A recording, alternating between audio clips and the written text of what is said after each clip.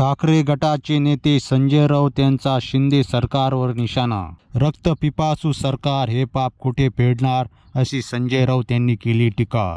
सामनाच्या अग्रलेखामध्ये संजय राऊतांनी शिंदे सरकारवर जोरदार टीका केली. शेतकऱ्यांच्या प्रश्नांवरून राऊतांनी सरकारवर जोरदार निशाणा साधला आहे.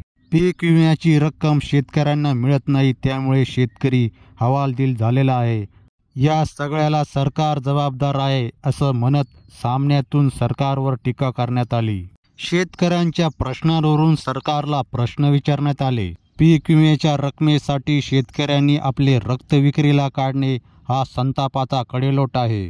राज्यातील कृषी खाते पाहणारे मराठवाड्यातीलच आहे, तरी देखील मराठवाड्यात इतक्या शेतकरी आत्महत्या का होतात, असा प्रश्न देखील विचारला गेला.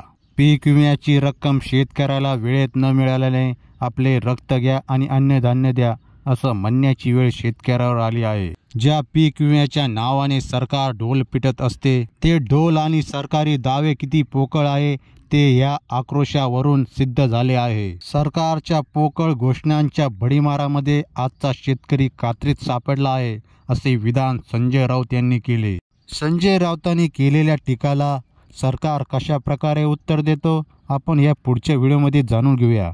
तोपर्यंत अशाच राजकीय आणि सामाजिक बातम्या जाणून घेण्यासाठी व्हिडिओला करा लाईक, चॅनलला करा सबस्क्राईब.